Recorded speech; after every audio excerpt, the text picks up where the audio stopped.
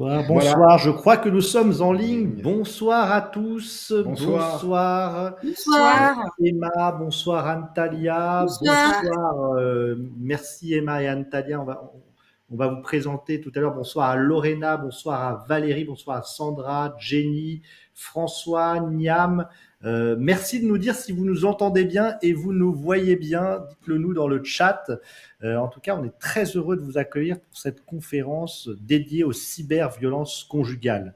C'est une conférence qu'on avait annoncée déjà depuis un petit moment.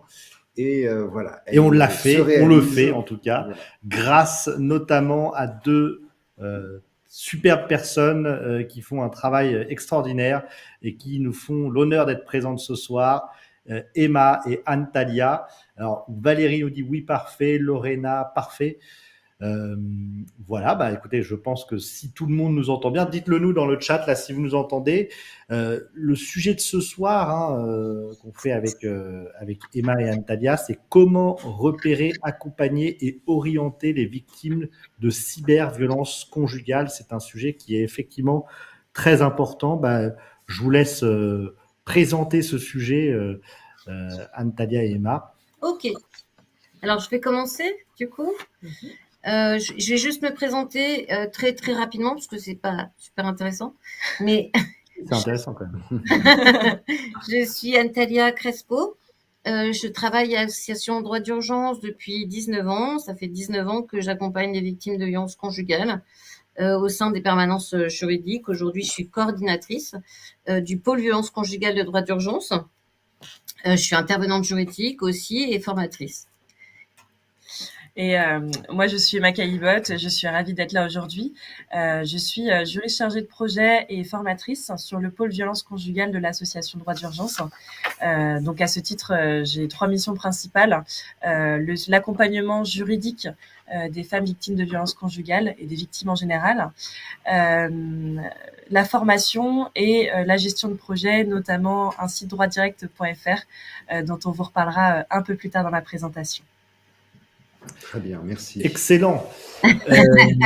Donc, à la fin de cette conférence, vous le savez, nous, on a à cœur que vous repartiez après une conférence en ayant vraiment appris des choses. Peut-être que c'est un sujet qui vous concerne vous, peut-être que c'est un sujet qui concerne certains de vos proches. C'est de toute manière un sujet sur lequel il va falloir être de plus en plus vigilant, y compris si vous êtes parent, parce que finalement, aujourd'hui, les outils sont utilisés notamment par les plus jeunes et c'est aussi là que peuvent s'exprimer les cyberviolences. Donc, à la fin de cette conférence, vous allez comprendre le phénomène des cyberviolences, comment il s'exprime concrètement et par justement des personnes qui ont des retours d'expérience terrain, c'est-à-dire qui sont en contact avec des femmes victimes qui nous diront tout.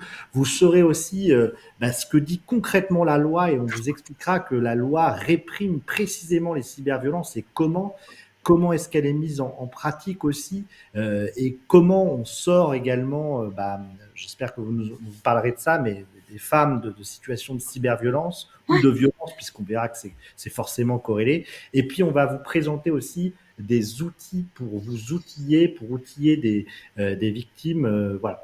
Alors, il y a quelqu'un qui nous dit que le son n'est pas assez fort.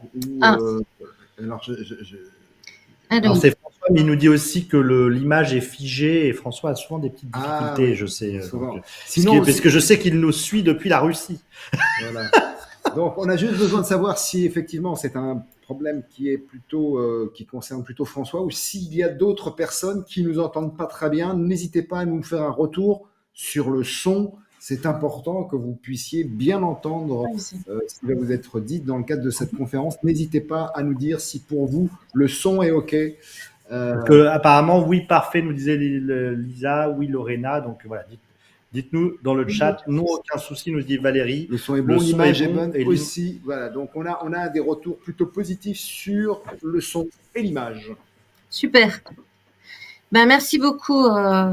Merci Henri de cette présentation en fait du programme de notre échange. Je vais quand même présenter l'association Droit d'urgence. L'association Droit d'urgence, ça fait 29 ans que Droit d'urgence lutte contre l'exclusion par le droit, par l'accès au droit. Voilà, ça veut dire que environ 400 professionnels du droit qui travaillent avec nous, 50 salariés et 350 bénévoles, avocats, étudiants, magistrats, juristes, voilà. 80 000 personnes accompagnées chaque année par an, et ça ne fait que progresser.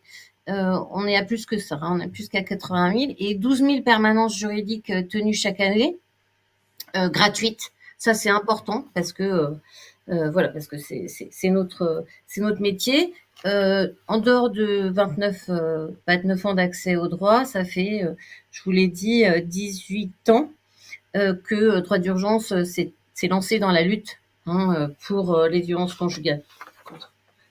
Contre les violences conjugales.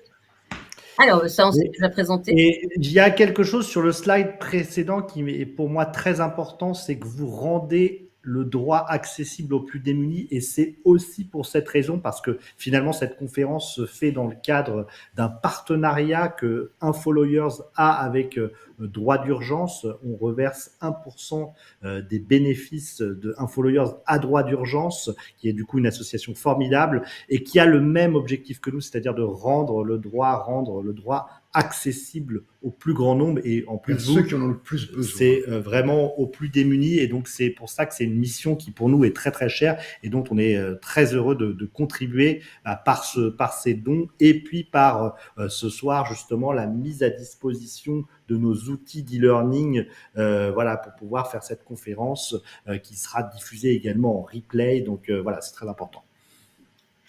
Merci. Alors, bon, on s'est déjà présenté. Vous avez présenté.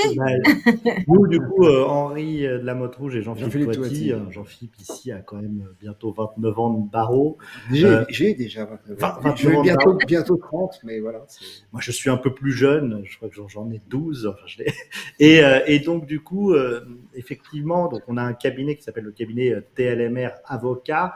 Et en parallèle, on a créé aussi une Legal Tech qui s'appelle InfoLawyers, qui a pour vocation de rendre l'excellence juridique accessible au plus grand nombre, en mettant à disposition finalement notre savoir-faire à destination des entrepreneurs.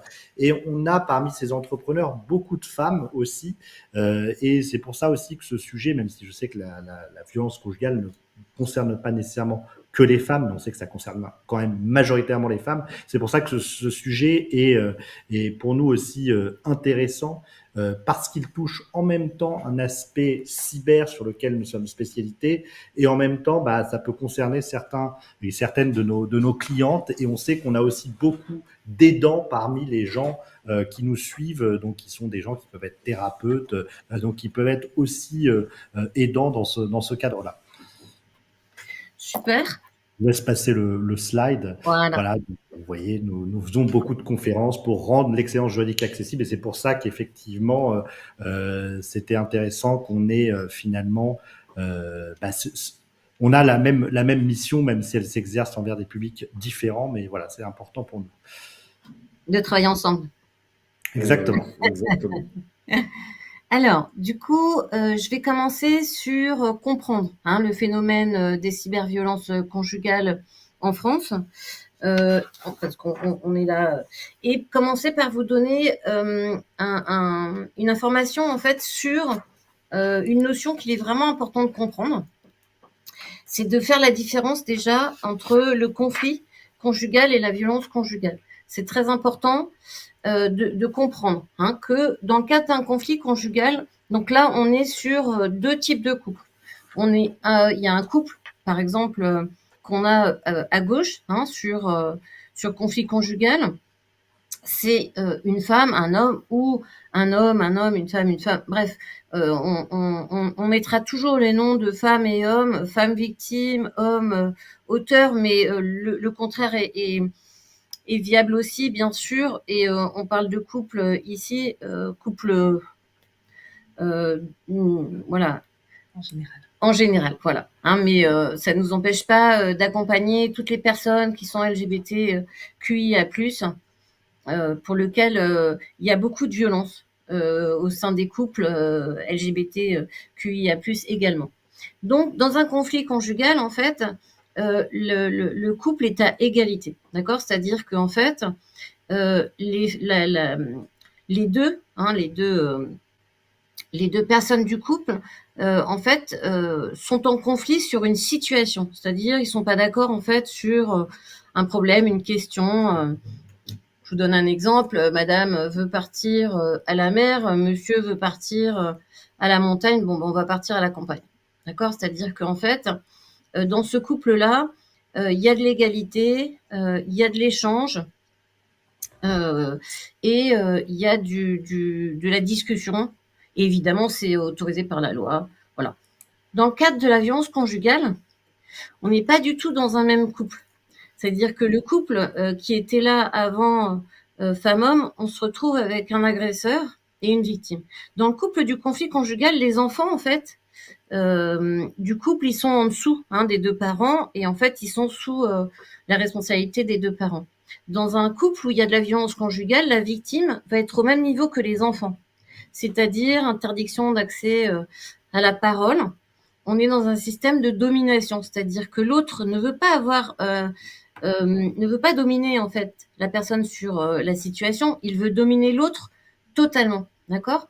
C'est-à-dire dans le couple où il y a de la violence conjugale, l'agresseur a décidé de partir à la mer, ils vont partir à la mer. Point barre. D'accord? C'est comme ça que ça se passe. Donc, je vous donne un petit comparatif, d'accord? C'est ce que je vous disais, c'est une opposition, un désaccord entre deux personnes dans le cadre du conflit, alors que c'est un rapport de domination de pouvoir rigide et vertical sur la violence conjugale. Sur le conflit, on est sur quelque chose de ponctuel, c'est-à-dire qui arrive de temps en temps, alors que sur la violence conjugale, on est sur quelque chose de récurrent, de cyclique, qui recommence et qui recommence à l'infini. Sur le conflit, on est sur une position symétrique, une relation égalitaire, ce qui n'est pas le cas en matière de violence conjugale, qui est inégalitaire, la relation est très inégalitaire. Sur le conflit, on cherche à avoir le pouvoir sur la situation et sur la violence conjugale, on cherche à avoir le pouvoir sur l'autre. Dans le cadre du conflit, il y a de l'expression possible. Dans l'autre, ça s'appelle l'emprise. Et il y a une absence de communication en matière de violence conjugale et c'est interdit par la loi.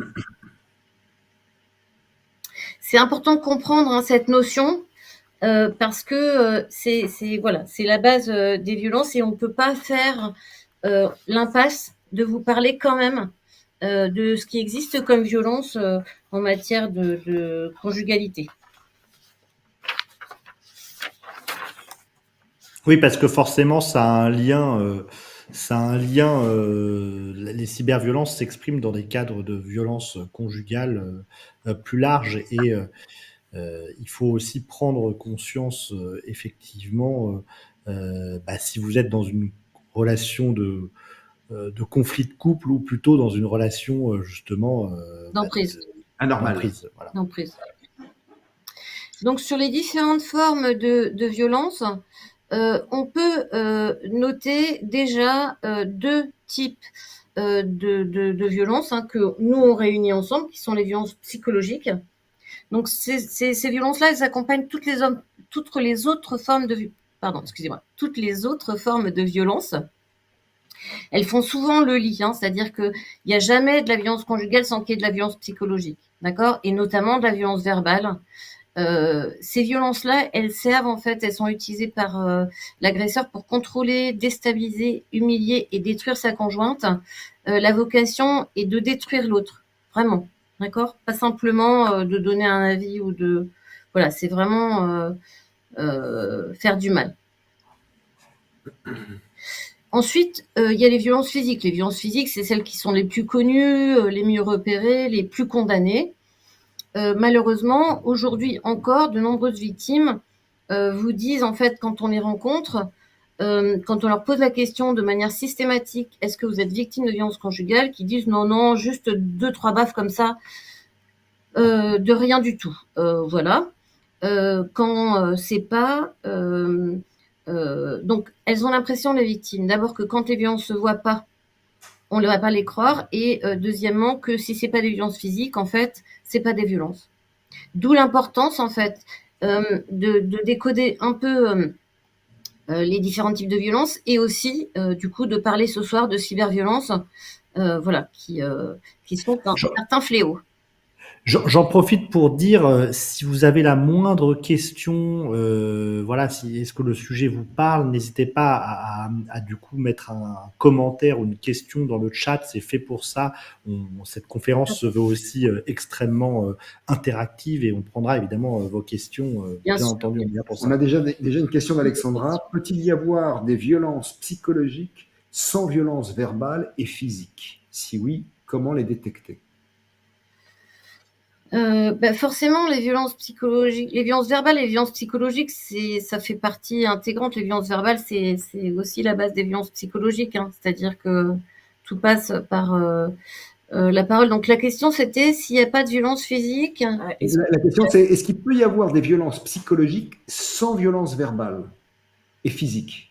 C'est-à-dire que Sans violence physique, oui, Tout à fait. ça c'est clair, puisque il y a des tas de violences ou de relations de couple, de violences dans le couple qui évoluent et à un moment donné, parce que les personnes posent plainte, la personne arrête de faire des violences physiques, les violences psychologiques continuent.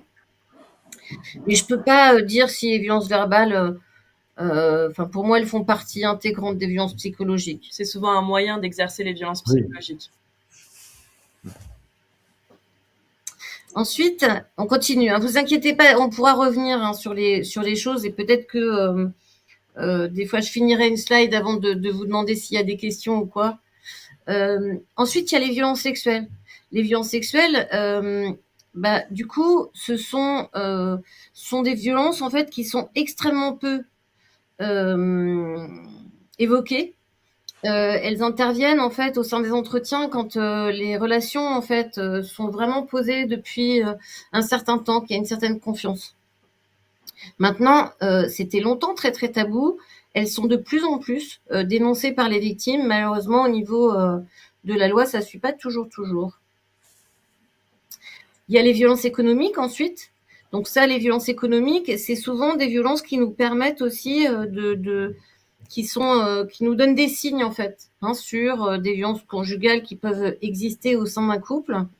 Elles visent à priver la victime de toute possibilité d'autonomie financière, tout en accentuant son isolement.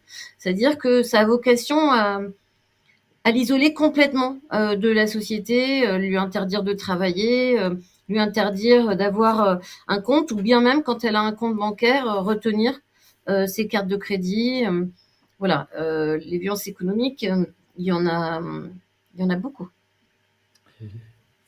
Les violences administratives, donc elles consistent à confisquer ou à détruire des documents administratifs personnels ou les documents administratifs du couple, bloquant ainsi l'autre partenaire dans ses démarches de droit.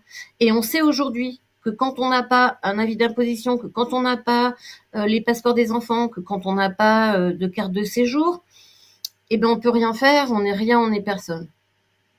Et ensuite viennent du coup en sixième position les cyberviolences.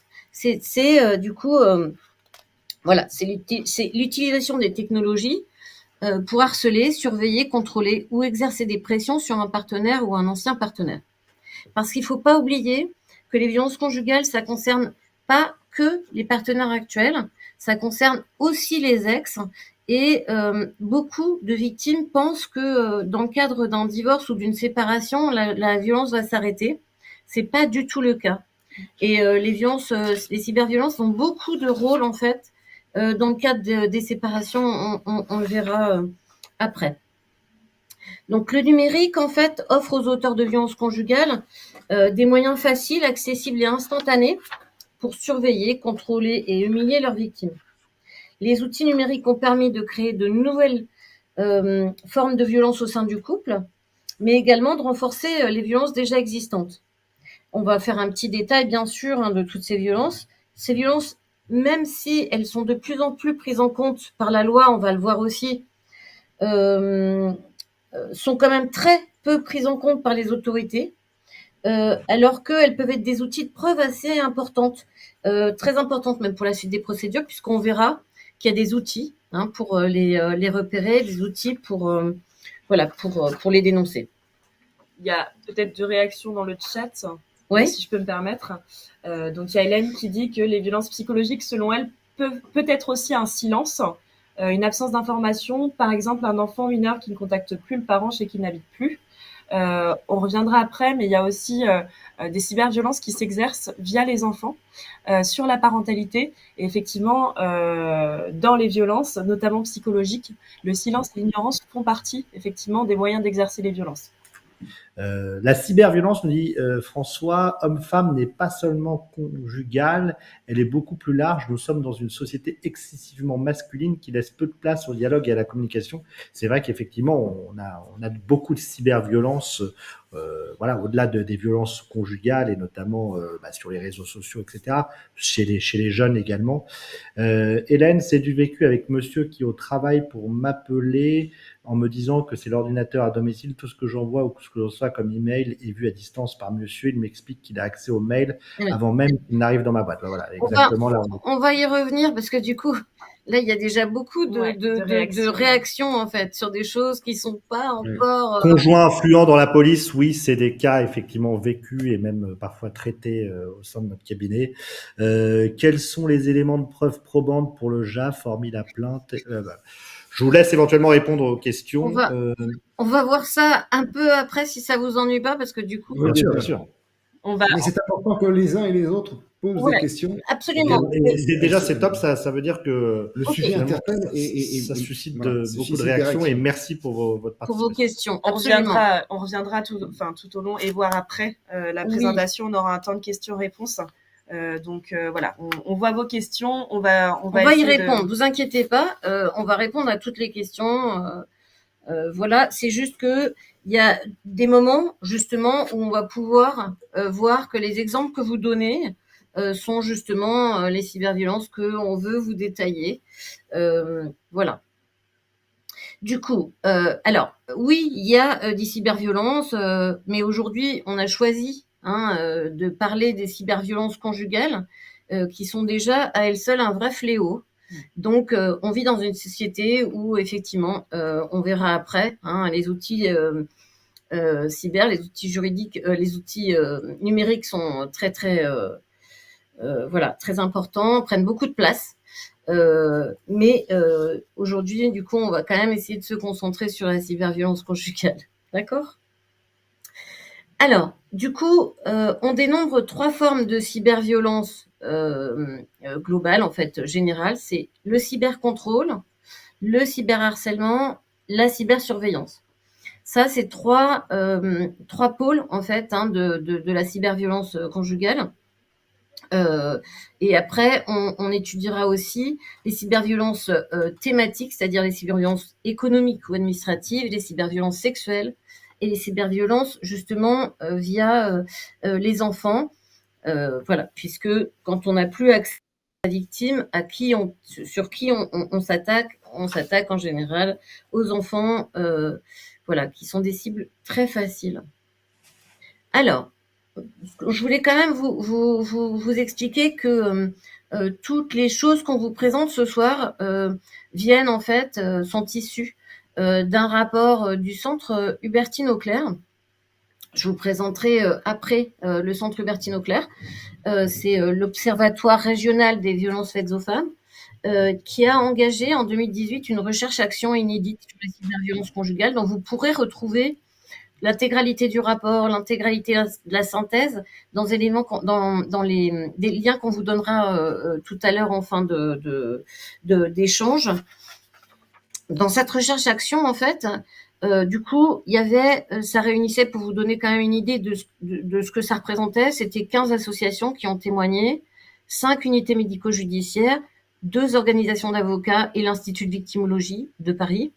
Et la méthodologie, elle s'est faite à la fois sur des questionnaires courts, sur des questionnaires longs et des questionnaires auprès des professionnels qui accompagnent les victimes de violences conjugales. Cette recherche-action, elle a permis en fait de savoir finalement que près de 9 victimes de violences conjugales sur 10 ont subi des cyberviolences de la part de leur partenaire ou de leur ex-partenaire. C'est dire si, comme les violences psychologiques, les cyberviolences sont aujourd'hui le ciment de la violence conjugale. Ces formes de cyberviolence sont minimisées et banalisées par les victimes. C'est-à-dire que souvent, c'est comme ça. ça fait partie notamment pour les jeunes, qui sont nés avec des outils numériques et qui ne comprennent pas forcément la dangerosité et la facilité et combien de temps ça reste, etc., etc. Et malheureusement, les cyberviolences concernent aussi toutes les femmes, y compris les femmes de plus de 50 ans, et quels que soient leurs usages numériques, quelle que soit leur catégorie socio-professionnelle aussi, etc. Donc, du coup, la recherche-action, elle a délimité, je vous disais, le cybercontrôle. Le cybercontrôle, en fait, c'est donc la définition, c'est comportement répété du partenaire visant à connaître et vérifier régulièrement au moyen des outils numériques les déplacements et les relations sociales de sa partenaire. Là, en fait, 93% des femmes interrogées ont subi au moins une forme de cybercontrôle de la part de leur partenaire. C'est dire si c'est énorme. 8 femmes sur 10 déclarent que leur partenaire a exigé qu'elles soient joignables en permanence. Nous, on a souvent des victimes lors de nos rendez-vous qui sont appelées une fois, 3 fois, 20 fois en l'espace d'une heure. Et quand la personne ne répond pas, c'est un défouloir en fait de messages haineux, etc. 7 femmes sur 10 déclarent qu'il leur a interdit de communiquer avec quelqu'un. Ça fait partie du coup dans la vie de tous les jours, mais sur les réseaux sociaux en partie, et ça fait partie aussi du critère d'isolement qui marque vraiment la violence conjugale. Une femme sur 3 déclare qu'il a exigé qu'elle lui envoie une photo pour prouver où elle se trouve. Ça, c'est très utilisé chez les jeunes, vraiment où il y a tout le temps une demande de montre-moi où tu es. C'est-à-dire non seulement je te piste avec un localisateur, un géolocalisateur, pardon, mais en plus, tu dois me prouver que tu es bien sur l'endroit où... Et la moitié des femmes a déclaré qu'il a confisqué son téléphone. Ça, c'est énorme. Ce moyen de communication est très souvent soit cassé, soit pris, soit retenu, soit jeté. Enfin, voilà. Donc, le cybercontrôle, c'est des exemples. L'exemple que donnait tout à l'heure la personne qui était dans le chat, c'était sur quoi? Alors, je répète, donc Hélène. Ouais. Pour m'appeler, alors, qui est au travail, monsieur est au travail, pour m'appeler en me disant que sur l'ordinateur à domicile, tout ce que j'envoie ou tout ce que je reçois comme email est vu à distance par monsieur. Il m'explique qu'il a accès aux mails avant même qu'il n'arrive dans la boîte email. Alors, bon, ça, avant même qu'il arrive dans la boîte email, je sais pas. Mais en tout cas, là, on est plutôt sur de la cybersurveillance. Tout à fait. Hein, donc, la cybersurveillance, donc ça, c'est du cyberharcèlement. La cybersurveillance, voilà, c'est plutôt ça. C'est un ensemble d'agissements du partenaire qui vise à assurer un contrôle continu des déplacements, des agissements, des relations sociales au moyen des outils numériques. Là, en fait, il y a la cybersurveillance à l'insu, c'est-à-dire sans que le partenaire ne prévienne. 21% des femmes déclarent avoir été surveillées à distance sans leur accord par leur partenaire via un logiciel espion. On va voir ce que c'est qu'un logiciel espion. Et ensuite, il y a les cyberviolences imposées, c'est-à-dire 62% des femmes déclarent que leur partenaire a exigé de connaître leur code, d'accord, téléphone, réseau, mail et compte bancaire. Et on verra que quand les femmes ne les donnent pas, ou quand les victimes ne les donnent pas, ils les obtiennent par d'autres moyens. 64% des répondantes ont subi au moins une forme de cybersurveillance de la part de leur partenaire. Énorme.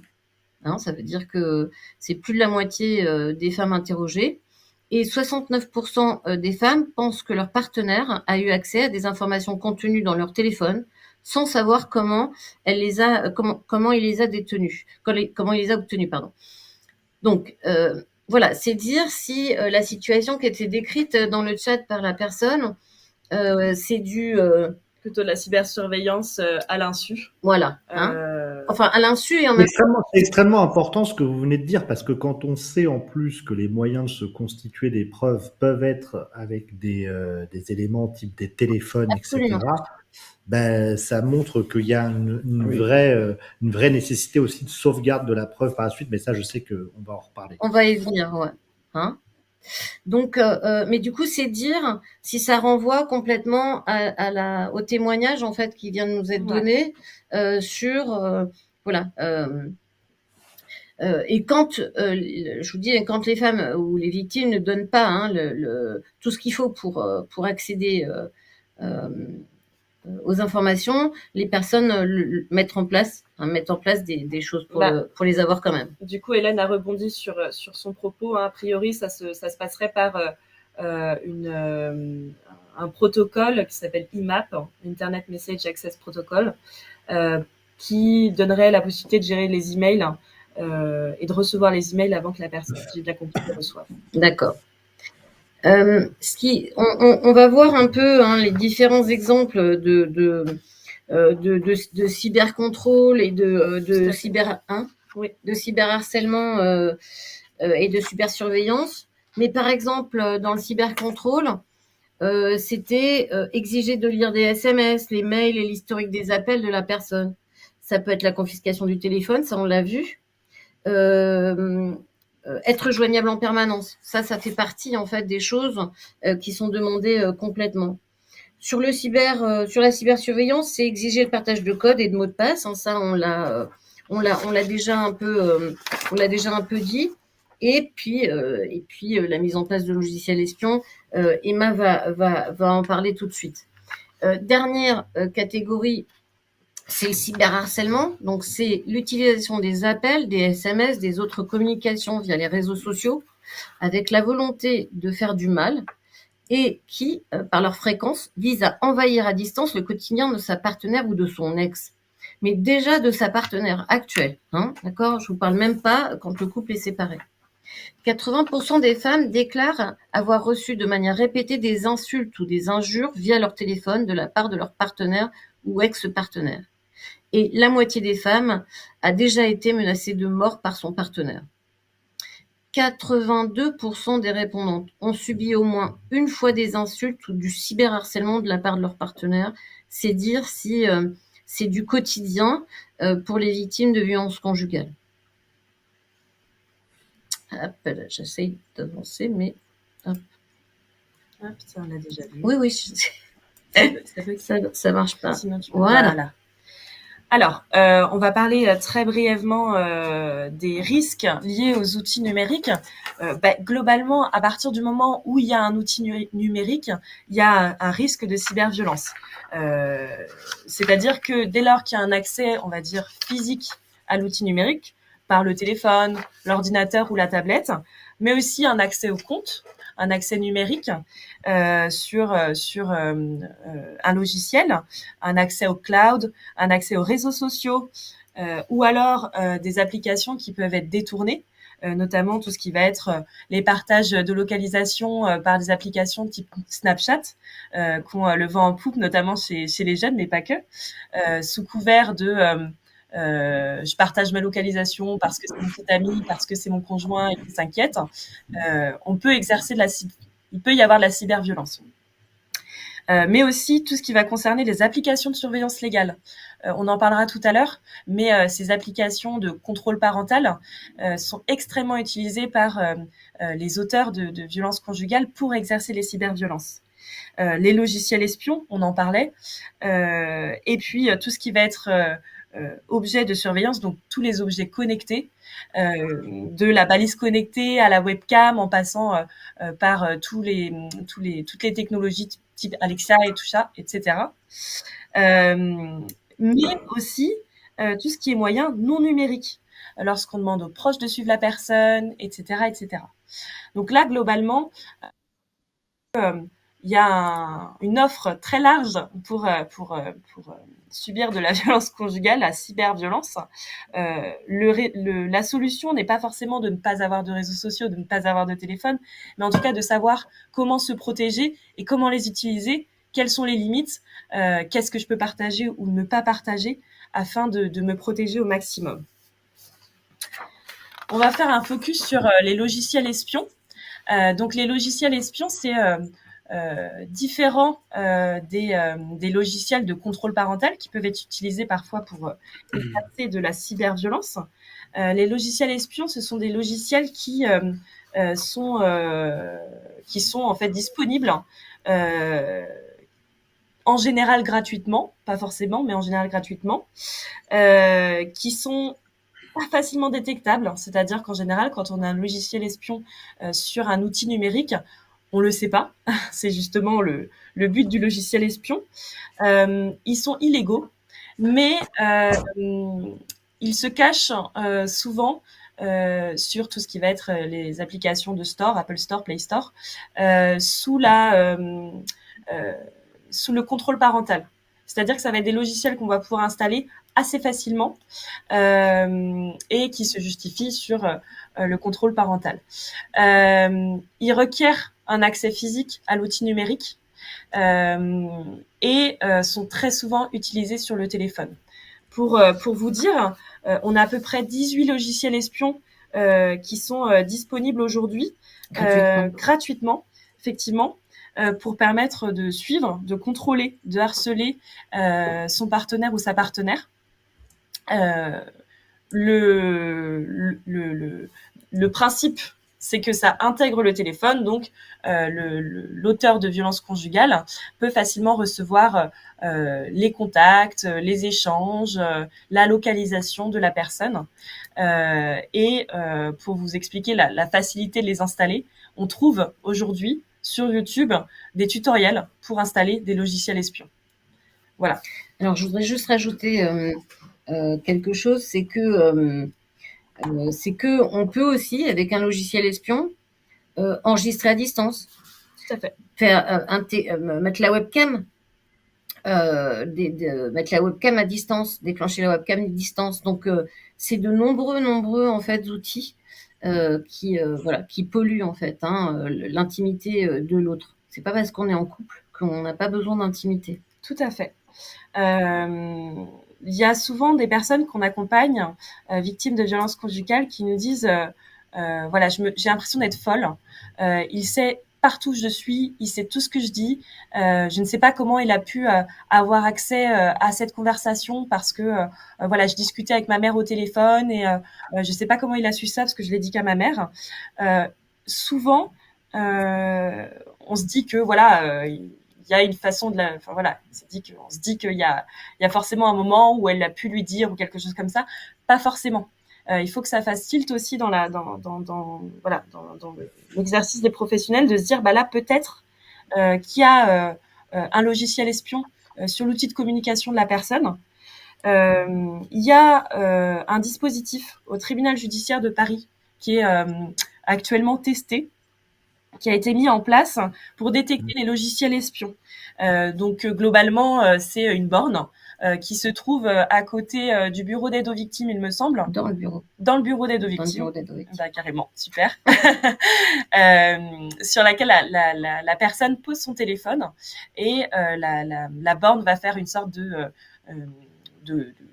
scan. Exactement, de scan sur le téléphone pour voir s'il y a un logiciel espion et ensuite sortir un rapport. Excuse-moi, c'est que du coup ils vont dire en fait la borne va dire si c'est s'il y a des logiciels espions ou pas. Et là en fait du coup il y a l'information qui est donnée à la victime.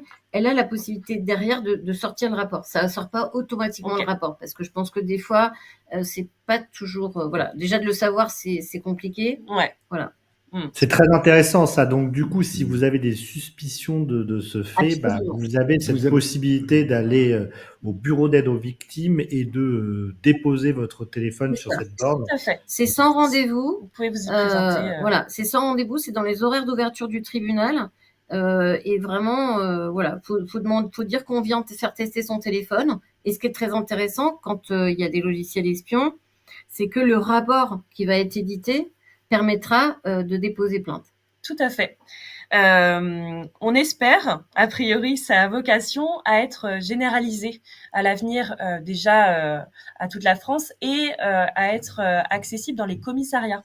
L'intérêt d'être généralisé et d'être accessible dans les commissariats, c'est que si les personnes le souhaitent, elles peuvent directement déposer plainte grâce au rapport qu'elles peuvent choisir de sortir ou non.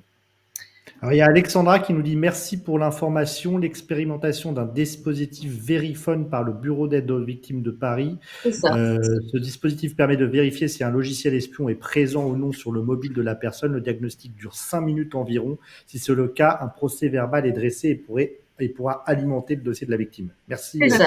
Merci, Alexandra. C'est ça. C'est Verifone.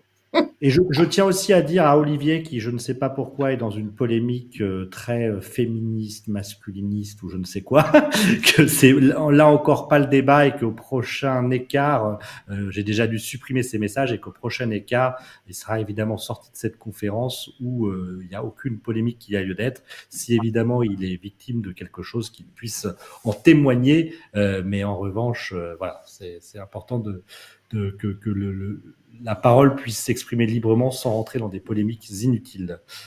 Merci. Alors, le deuxième focus va se faire sur les balises connectées. C'est quelque chose potentiellement que vous connaissez peut-être, tout ce qui va être les tags. Donc les AirTags, les Galaxy Tags, voilà. Donc on en trouve dans plein de marques différentes, à des prix différents, mais qui sont souvent pas excessifs. C'est-à-dire, je crois que c'est une trentaine d'euros, une quarantaine d'euros pour les AirTags de chez Apple. Donc c'est des petits objets qui, pas très grands, qui à la base ont vocation à plutôt retrouver un jeu de clés ou voilà, le but, c'est de pouvoir localiser un élément exactement, un élément qu'on peut perdre assez régulièrement. C'est très fin, c'est très petit, c'est pas forcément facilement détectable.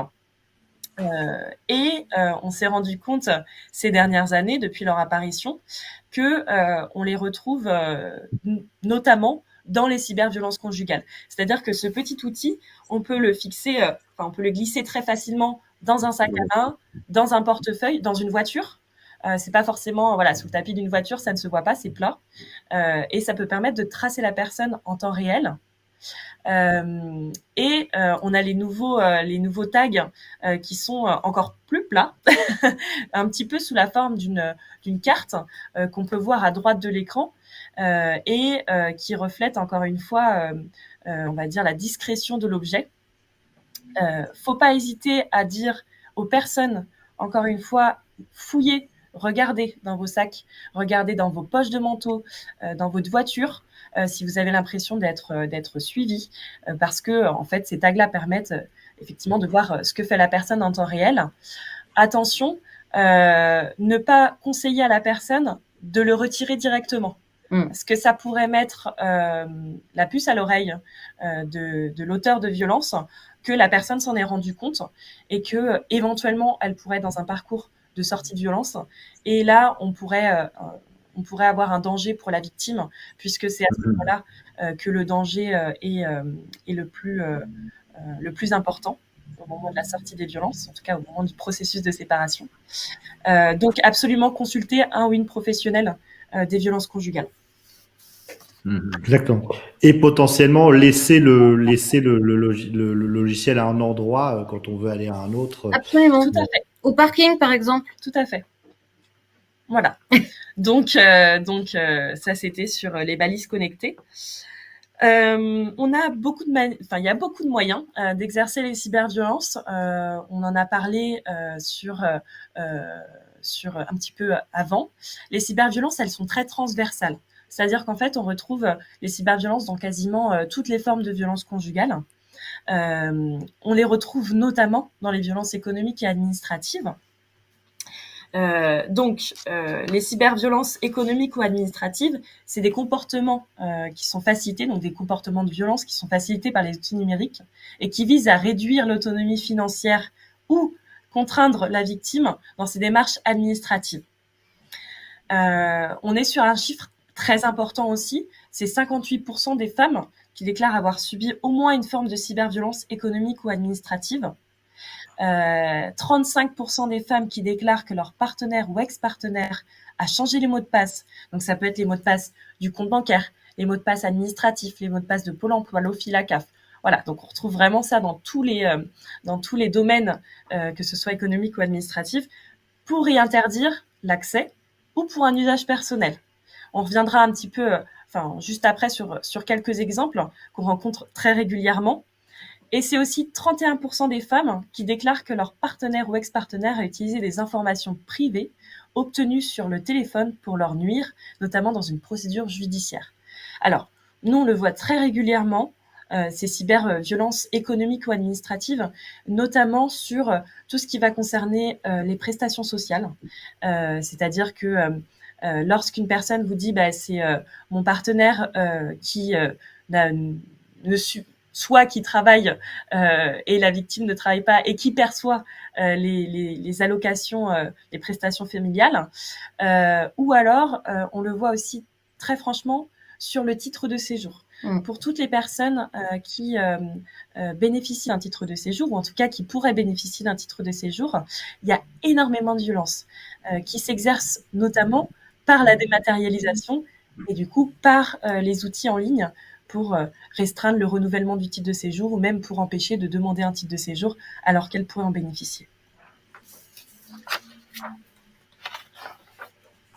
Mais ça ne s'arrête pas là. Donc, quand je vous disais que c'était très transversal sur toutes les violences, on les retrouve aussi dans les violences sexuelles. Donc, on appelle les cyberviolences sexuelles. C'est les moyens technologiques pour filmer, prendre des photos pendant un acte sexuel, menacer de diffuser ou mettre la menace à exécution, bien évidemment, pendant la relation ou après celle-ci afin de l'humilier. C'est souvent ce qu'on appelle le revenge porn. Ça va dire que ça va être prendre des photos à l'insu ou pas, des photos qui ont peut-être été consenties ou des vidéos qui ont peut-être été consenties, mais qui vont être diffusées par la suite par des outils de communication. Dans le cadre d'une séparation. Le revenge porn, c'est souvent dans le cadre d'une séparation. Tout à fait. Donc là, on est sur 34% des femmes qui déclarent avoir subi au moins une forme de cyberviolence sexuelle. C'est énorme. C'est énorme. C'est énorme. Ça veut dire que un tiers. C'est un gros chiffre. Une femme sur 3 déclare avoir été menacée par son partenaire de diffusion de contenu intime. 15% des femmes déclarent que leur partenaire ou ex-partenaire a exigé de filmer des pratiques sexuelles sans leur accord. Et 16% des femmes déclarent qu'il a diffusé un contenu intime sans leur accord. Donc voilà, là on est vraiment sur des chiffres très très élevés. J'ai juste un exemple par rapport à ça, puisque du coup, nous, il nous arrive beaucoup de recevoir des femmes étrangères, c'est ce que disait Emma, et en fait, sur des femmes du coup qui sont en grand isolement sur le territoire français, qui n'ont pas leur famille, qui n'ont pas de connaissances, qui subissent beaucoup de chantage au titre de séjour, aux relations sexuelles, moyennant qu'on n'envoie pas justement des photos ou des vidéos à leur famille ou à toutes leurs connaissances. C'est arrivé très récemment et très régulièrement qu'on reçoive en fait des femmes qui s'exécutent parce qu'elles ont tellement peur en fait que leur famille voit des choses qui sont pour elles complètement inadaptées et que le conjoint le fasse quand même. Voilà. Donc c'est extrêmement grave parce que ça pourrit la vie de la personne ensuite. Ben oui, complètement. Et ça, effectivement, on a été aussi confronté à des dossiers de ce type et c'est très compliqué. Voilà, surtout dans certaines cultures où l'intimité est encore plus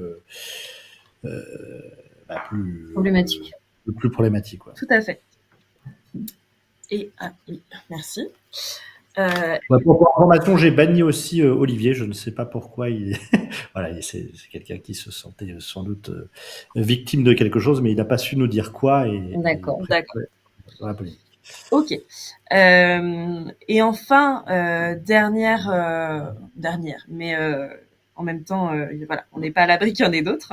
Dernière forme de cyberviolence transversale, on va dire, c'est la cyberviolence via les enfants, sur la parentalité ou directement exercée à l'encontre des enfants. Donc c'est des prises de contact avec les enfants par l'ex-partenaire pour continuer d'exercer un contrôle sur les actions et déplacements de la partenaire ou ex et ou pour la menacer. Ça, on le voit très régulièrement aussi sur les victimes qui sont parents. Il y a énormément, dès lors qu'il n'y a plus de relation, en tout cas qui a été acté, le seul moyen pour l'agresseur d'atteindre la victime, ça va être par les enfants. Et on voit que pour les enfants, déjà, c'est très compliqué de s'opposer à leurs parents agresseurs et qui en profitent pour dire au téléphone, pour passer des messages à la Dis à ta mère victime. que... Tout à fait. Dis à ta mère que je vais la retrouver, voilà. Que c'est une salope, que je sais qu'elle a quelqu'un, enfin des trucs assez incroyables parce que du coup les enfants sont au milieu de tout ça et c'est une catastrophe. Et un chiffre très édifiant, j'ai enlevé la souris puisqu'elle est au milieu. Hop. Un chiffre très très édifiant puisque c'est 34% des femmes séparées ayant des enfants à charge qui déclarent avoir subi des violences via les communications de leurs enfants. Voilà. On parle même pas non plus de tous les droits de visite dans lequel les enfants passent des questionnaires toute la fin de semaine, tout le week-end sur elle vit avec qui ta mère et elle fait quoi et elle a fait ceci, fait cela, etc. Bref, on en passe sur ces... Alors, on va passer du coup la parole à nos collègues. Merci. La loi. Oui, donc on va effectivement vous dire un petit peu ce que dit la loi face aux cyberviolences conjugales. Alors, c'est vous qui avez la main sur le PowerPoint, donc je vous laisse passer. Qu'est-ce que dit la loi face aux cyberviolences conjugales? Déjà, il y a une prise en compte des cyberviolences spécifiques au sein du couple. En fait, par exemple, il y a des infractions spécifiques comme le délit de vol d'un moyen de communication dans le couple. Si vous volez un moyen de communication, c'est quelque chose que le législateur réprime directement. Ensuite, il y a le fait que ça peut être des circonstances aggravantes. La circonstance aggravante, elle fait que finalement la peine peut être plus élevée dans certaines infractions, type l'envoi réitéré de messages, qui est une infraction punissable, lorsque finalement c'est dans un cadre de couple, et donc la question du couple, c'est pas forcément marié, conjoint, même non marié, on est dans le cadre d'un couple, c'est une circonstance aggravante. De même que le délit d'usurpation d'identité, de même que donc quand on usurpe l'identité de son conjoint, c'est une circonstance aggravante. De même que le violation des secrets des correspondances. Donc on voit bien là ici que il y a eu un cadre légal et réglementaire spécifique qui a été prévu pour ça. Si vous pouvez avancer dans le PowerPoint. Alors ensuite, il y a vraiment 4 types d'infractions principales qui sont vraiment spécifiquement qui concernent directement les cyberviolences. Et c'est important à un moment donné de connaître ces qualifications, ne serait-ce que si certaines personnes ici sont juristes ou accompagnent des déposants, ou même sont policiers. Du coup, il y a 4 types d'infractions. Il y a délit de violation des secrets de correspondance, délit d'atteinte au système de traitement automatisé de données, par exemple quand on met un logiciel espion, délit de géolocalisation sans consentement, qui peut aussi rentrer dans le cadre du logiciel espion, le système de traitement automatisé de données, l'atteinte au système de traitement automatisé de données, ça peut être aussi la violation d'un code logiciel, par exemple, pour pouvoir rentrer dans la boîte mail, et puis délit d'atteinte à l'intimité de la vie privée. Alors, le délit de violation des secrets des correspondances, c'est puni d'un an d'emprisonnement et de 45 000 euros d'amende. C'est le fait de mauvaise foi d'intercepter, de détourner des courriers. Ça peut être le fait d'aller ouvrir une boîte aux lettres, mais ça peut être aussi dans le cadre du mail. Et donc, l'infraction dont nous parlait Hélène tout à l'heure, on est potentiellement dans ce cadre-là. Et c'est une circonstance aggravante, comme je disais tout à l'heure, lorsqu'elle est commise au sein d'un couple. Exemple, lire des SMS, mail, post sur les réseaux sociaux en s'étant infiltré dans l'ordinateur ou dans les comptes via un logiciel espion. Le délit d'atteinte au système de traitement automatisé de données, c'est ce que je disais tout à l'heure, c'est le fait d'entrer directement dans un ordinateur, dans quelque chose, dans un traitement de données, en fait, pour pouvoir soit le modifier, soit avoir accès, tout simplement, soit se maintenir frauduleusement pour pouvoir collecter de la donnée et des informations qui concernent la personne, la victime. Voilà. Donc ça, là aussi, c'est une infraction pénale qui peut être punie de 2 ans d'emprisonnement. Et là aussi, c'est une circonstance aggravante quand c'est commis au sein d'un couple.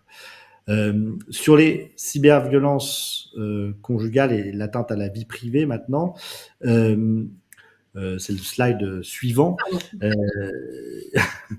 Bah, là, on est dans ce qu'on qualifiait tout à l'heure de revenge porn, hein, qui est malheureusement effectivement quelque chose qu'on voit nous aussi au sein de notre cabinet. C'est le fait de porter des éléments et notamment des images à caractère sexuel obtenues sans le consentement de la victime, ou même présumé, ou même potentiellement ces images ont été tournées avec le consentement de la personne. En fait, il y a eu ce nouveau texte qui a été fait parce qu'il y avait une jurisprudence de la Cour de cassation qui considérait à une certaine époque que finalement, quand on acceptait d'être filmé, on était consentant, donc il n'y avait pas de problème. En fait, elle raisonnait comme par rapport au droit à l'image en général. Donc, il y a eu un texte spécifique qui a été pris. Donc aujourd'hui, le fait d'envoyer des photos, vidéos à caractère sexuel de sa partenaire ou de son ex sans son accord, ou même le fait de menacer de diffuser ces images est réprimé. Du coup, j'arrive, mais ça marche pas. Voilà.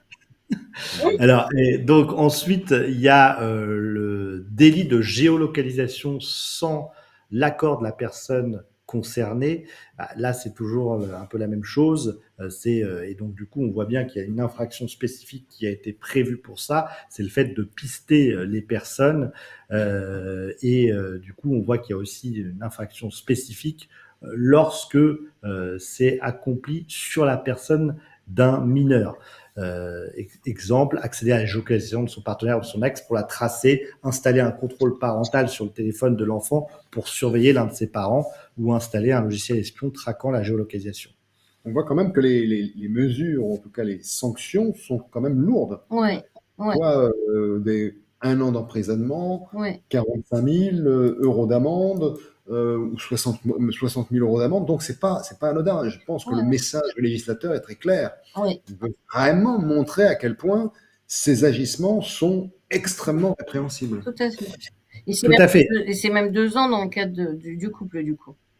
Et effectivement, ça veut dire aussi que si vous êtes victime ou si vous accompagnez des victimes, il faut avoir conscience finalement de la gravité. Ça permet aussi ces agissements et ces répressions, même si c'est pas forcément, évidemment, si vous déposez plainte, la personne n'aura pas directement ce type de peine, mais ça montre quand même aussi, parce qu'on est toujours sur des peines maximum, ça montre aussi le degré de gravité et ça permet aussi de prendre conscience, je trouve, du degré de gravité que ces agissements peuvent avoir et pourquoi est-ce qu'ils ont besoin d'être réprimés à ce niveau-là. Est-ce qu'il y a des questions par rapport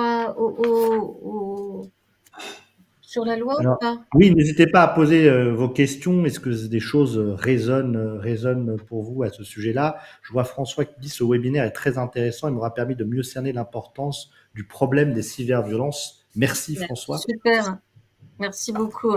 Et oui, parce qu'effectivement, c'est aussi quelque chose, il est important de prendre connaissance de ça, même si vous n'êtes pas forcément confronté, parce qu'il peut y avoir des gens autour de vous, dans votre entourage, il peut y avoir des personnes qui n'ont pas cette information ou qui n'ont pas encore eu accès à cette information et qui doivent réaliser véritablement qu'elles peuvent être victimes, même si elles n'en ont pas encore conscience. Parce que je pense qu'il doit y avoir cette notion de je suis victime, mais je ne le sais pas. Tout à fait. Parce que je suis tellement habitué ou tellement soumis à une pression qui m'empêche de réfléchir, d'avoir toute la lucidité de mon statut quelque part de victime de ces situations, que l'accès c'est pas évident. Il faut peut-être qu'il y ait des personnes qui disent attends, Qu'est-ce ce réflexe de leur dire ce que tu vis n'est pas normal. Ben nous, ce qu'on fait, c'est intéressant ce que vous dites parce que nous, quand on reçoit les victimes en entretien, on fait, surtout lors des premiers entretiens, même du premier, on fait vraiment un état des lieux en fait. Hein, on questionne sur toutes les violences, on précise des modes des exemples de violence et les victimes, du coup, détaillent des choses en fait dont elles n'ont pas du tout conscience en fait comme étant des violences. Tout à fait. Et ça, c'est vraiment très important. D'abord parce que la sortie des violences par la compréhension de ces violences et du coup les comprendre, c'est aussi voilà, accepter petit à petit d'avancer et de passer à autre chose. Voilà. Alors, il y a Sandra qui nous dit l'envoi de ces vidéos dans un cercle privé est-il également répréhensible? Oui, puisque en fait, ce que réprime le texte, c'est porter atteinte à l'intimité de la vie privée d'autrui en captant enregistrement alors, pardon, c'est pas ce slide-là, pardon. C'était le porter, en l'absence d'accord de la personne, de le porter à la connaissance du public ou d'un tiers. Donc on dit bien d'un tiers, donc n'importe qui d'autre que le couple, évidemment, est concerné si on parle d'un tiers. Donc oui, si c'est dans un cercle privé, sans le consentement, encore une fois. Absolument. Et même, hein, et il faut que ce soit tenu avec Et c'est bien souvent dans le cercle privé d'ailleurs. Le plus souvent que ça s'exerce, ça va être très souvent à la famille, aux copains, ou aux collègues, aux copains, enfin aux amis en général. Donc oui, tout à fait. Ben, je vous laisse du coup continuer sur les ressources et les outils. oui. On verra en pratique les mesures de protection. Bien Vous allez sûr. en parler des mesures de protection qui peuvent être mises en place, parce que c'est vrai que c'est vraiment important. C'est-à-dire qu'une fois qu'on prend conscience, qu'est-ce qu'on peut mettre en place? On sait aussi parfois, la justice est présente, mais voilà, il faut encore qu'elle soit encore plus présente que ça. Même si aujourd'hui, on a quand même constaté que les commissariats, etc., sont quand même beaucoup plus vigilants à tout ça. Donc ça, c'est très important. Donc n'ayez pas de crainte à aller déposer une plainte. Et puis, adressez-vous aussi à des professionnels comme Emma et Anne-Talia qui pourront vraiment vous aider. Complètement. Merci. Merci. Alors, du coup, on va effectivement faire un point sur les ressources et les outils. Très important. Alors d'abord, juste un petit point sur le centre Hubertine Auclair qui nous a permis de vous décrire tout ça, qui forme sur les cyberviolences. Le centre Hubertine Auclair, je vous l'ai dit au début de notre rencontre, que c'était l'Observatoire régional des violences faites aux femmes.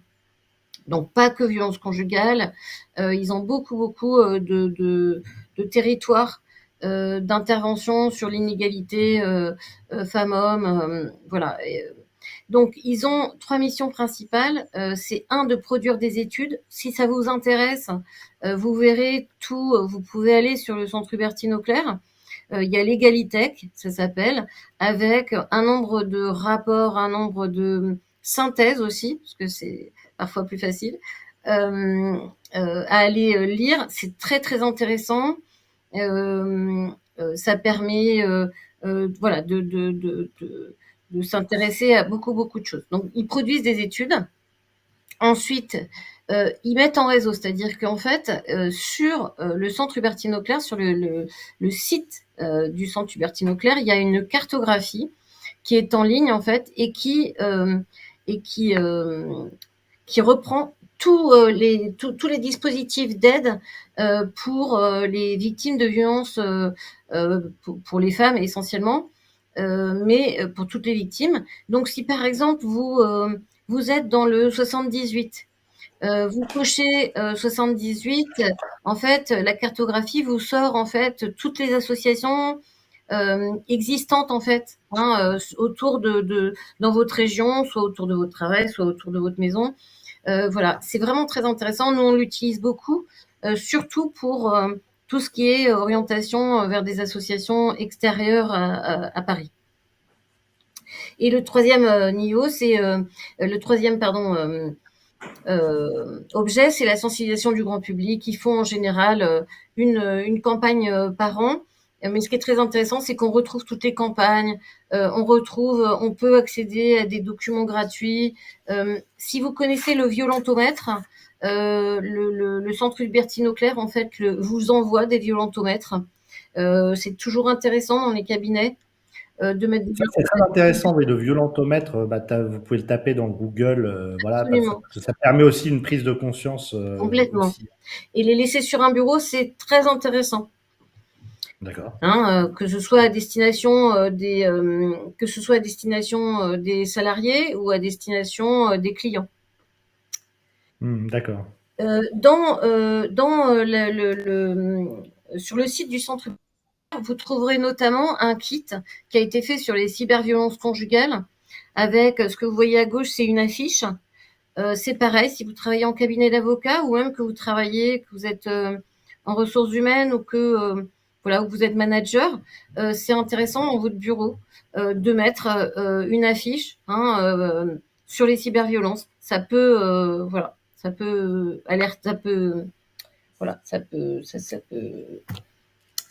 Sensibiliser et alerter. Je l'avais pas non plus. Ensuite, ils ont fait un rapport justement, cyberviolence conjugale repérée, accompagnée, orienter les victimes, qui est très très intéressant avec tous les éléments de la loi. Que dit la loi, comment, quel délit c'est, qu'est-ce qu'on peut demander, les preuves, etc.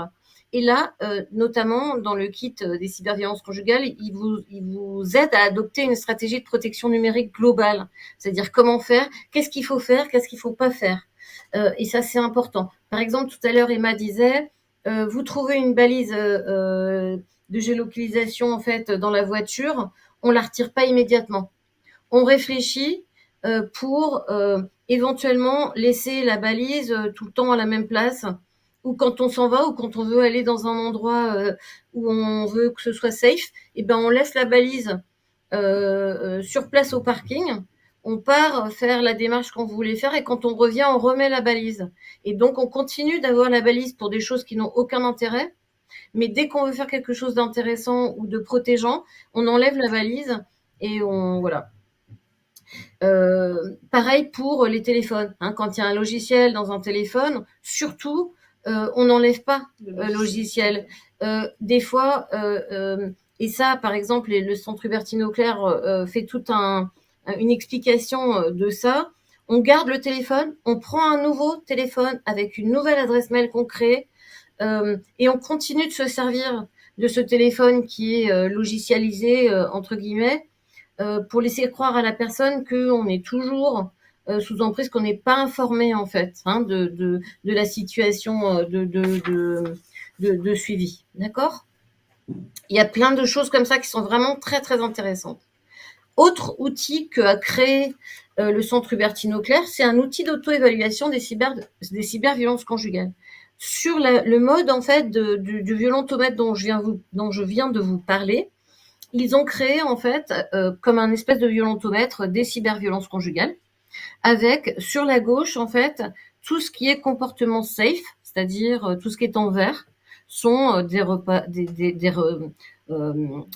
tentent à penser que la relation est respectueuse et égalitaire. Par contre, tous les éléments qui sont sur la droite et qui sont en rouge, je pense que notamment pour les jeunes, c'est vraiment important de voir que exiger de quelqu'un de lire en fait ses messages personnels, c'est pas safe du tout. C'est même Et alors, petite question, Antalya, est-ce que laisser traîner ça pour son compagnon, c'est une bonne idée ou pas pour peut-être lui faire prendre conscience? On avait un peu discuté de ça quand on avait échangé au cabinet sur le sujet. Est-ce qu'il y a finalement un retour en arrière possible? Est-ce qu'il y a aussi finalement une éducation potentielle à faire Alors, c'est vrai que je vais être dure, je suis désolée, mais non. Malheureusement, pour moi, en tout cas, c'est mon avis personnel, c'est mon expérience aussi qui parle. Quand il y a de la violence, en fait, et que que l'auteur en fait des violences ne travaille pas de manière fondamentale, c'est-à-dire ne met pas au travail de manière psychiatrique sa situation, c'est-à-dire travailler en fait à ne plus être dans le déni, à comprendre et à ressentir en fait le mal en fait qu'il a pu produire, etc. S'il n'y a pas ce travail en fait, malheureusement, ça servira à rien de mettre un papier, parce qu'en fait, les auteurs de violences conjugales, ils estiment toujours que ça les concerne pas. Ils s'estiment toujours au-dessus, en fait. Mais ils sont dans un déni selon vous, ou alors ils sont plutôt 80%, ils sont dans le déni. d'accord. Vraiment. C'est-à-dire qu'il y a que 20%, on estime, et c'est pas moi qui le dis, c'est le docteur Salmona et le docteur Roland Coutenceau, en fait, qui accompagnent des auteurs de violences conjugales, qui fait des stages de responsabilité, des stages de responsabilisation, pardon. Ils disent en fait que dans les profils des auteurs, seuls 20% en fait des auteurs sont capables, pas d'avoir des remords, mais en tout cas de regarder en face et de ressentir le mal en fait qu'ils ont pu faire. Donc ça fait pas beaucoup, ça fait pas beaucoup d'auteurs en fait qui peuvent se remettre en question. Voilà. Donc ça veut pas dire. Donc, ce que vous êtes en train de dire, c'est que si on a identifié ça, autant fuir Ouais. le plus Ouais. vite. Ouais. Préparer, en tout cas, parce que fuir, ça voudrait dire partir n'importe comment. Je pense que, sauf danger, là où il faut fuir absolument, même appeler le 17, c'est-à-dire ne pas fuir, mais appeler la police pour que la Protéger. police intervienne. Mais sinon, il faut préparer son départ, préparer sa plainte, Oui, être accompagné pour ça, parce que ça peut faire toute la différence dans une procédure judiciaire. Ouais. Ceci dit, je rajouterais juste une toute petite chose sur les publics, notamment très jeunes, les publics adolescents. Pour moi, et je pense pour nous, c'est très important aussi de faire de la prévention, où il n'y a pas forcément déjà eu de comportement, on va dire, qui tente à penser à des comportements de violence conjugale.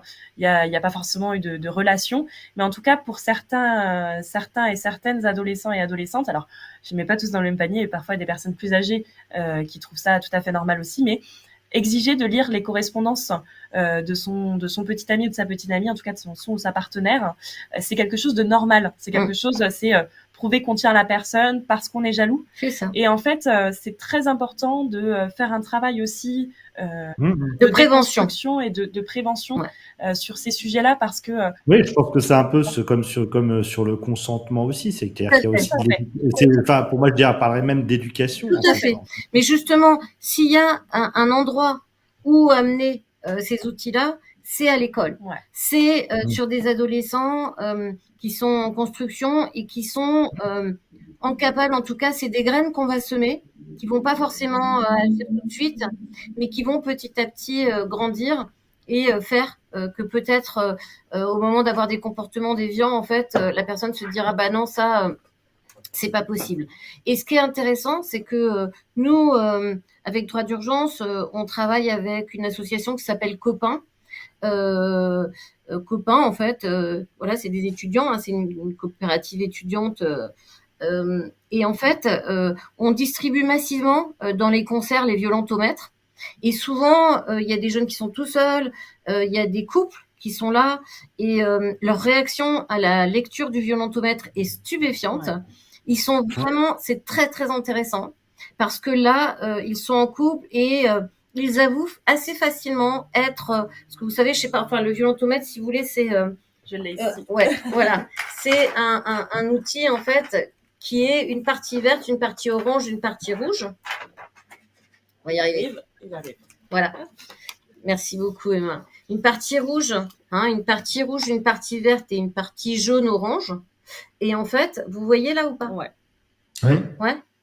Donc, du coup, ce qui est très intéressant, c'est que les adolescents ou les jeunes adultes, en fait, facilement disent oh là là, je suis dans le orange foncé là.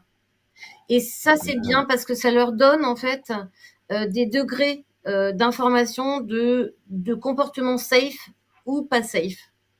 Et ça, c'est important parce que j'ai l'impression quand même que les modèles de ce côté-là se reproduisent et se reproduisent et se reproduisent encore. C'est-à-dire que malheureusement, on sait que les enfants qui grandissent dans les violences conjugales seront soit victimes, soit auteurs. Et c'est une vraie catastrophe. Et ça, on n'arrive pas à démonter ça et à essayer de l'endiguer. Donc, c'est vraiment important. L'école, c'est vraiment important, voilà, de travailler sur ce terrain-là. Je vois. Alors, on a quelques questions d'ordre juridique, je vais peut-être les prendre Ouais. maintenant. Là. Ouais. Quelle est la peine pour une diffamation, exemple, accusation répétitive d'infidélité sans aucune preuve? Alors, en matière de diffamation, on n'est pas sur des peines très élevées, hein. On est sur 12 000 euros d'amende et les tribunaux, de toute manière, c'est des procédures qui sont complexes. En revanche, je vois dans accusation répétitive, là, on pourrait être sur du harcèlement ou sur du cyberharcèlement. L'avantage aussi, contrairement à la diffamation, c'est qu'on n'est plus sur un délai de prescription de 3 mois, mais de 5 ans, ou de 6 ans même Et d'ailleurs. puis la diffamation, enfin, voilà, j'imagine qu'elle doit être publique. Bah, c'est ça. Il peut y avoir de la diffamation privée, mais là encore une fois, c'est encore très minoré. Mais alors que là, effectivement, ouais, tout à fait. On peut être pour moi sur du cyberharcèlement. Précisément, tant que le couple ça, cohabite, c'est Marion qui nous dit Marion, tant que le couple cohabite, il est admis au civil, en tout cas, qu'il n'y a pas de secret des correspondances. On peut dès lors produire les courriers ou SMS de l'autre, envoyés à des tiers. Comment cela s'articule avec cette nouvelle codification pénale? Alors oui, c'était la codification pénale qui stipulait que, en fait,